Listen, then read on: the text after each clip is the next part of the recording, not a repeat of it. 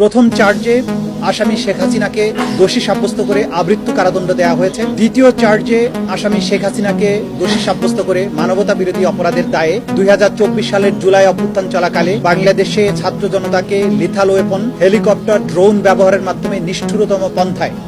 1400-র মতো ছাত্র জনতাকে হত্যা ও 25,000-এর বেশি ছাত্র জনতাকে আহত করার দায়ে, মোর স্পেসিফিক্যালি আশুলিয়াতে 6 জনকে হত্যা করে পুড়িয়ে দেয়া, চানখারপুলে 6 জনকে হত্যা করার মাধ্যমে যে অপরাধ করেছেন সেটার দায়ে তাকে দোষী সাব্যস্ত করে মৃত্যুদণ্ড প্রদান করেছে। অপর আসামি আসাদুজ্জামান খান কামালকে 2টো কাউন্টেই দোষী সাব্যস্ত করে তাকে মৃত্যুদণ্ড প্রদান করেছে। আসামি চৌধুরী আব্দুল্লাহ আল মামুন সাহেবকে সবগুলো কাউন্টেই দোষী সাব্যস্ত করা হলেও তিনি যেহেতু রাজসাক্ষী হিসেবে আদালতে মামলার ভেতরের সবচেয়ে গুরুত্বপূর্ণ ইভেন্টগুলো সাক্ষী হিসাবে আদালতের সামনে তুলে ধরেছেন, আদালতকে সত্য উদ্ঘাটনে সাহায্য করেছেন, সেই জন্য তাকে তার ব্যাপারে আদালত লিনিয়েন্ট ভিউ নিয়ে তাকে 5 বছরের কারাদণ্ড দিয়েছেন, যদিও তাকে সকল কাউন্টেই দোষী সাব্যস্ত করা হয়েছে।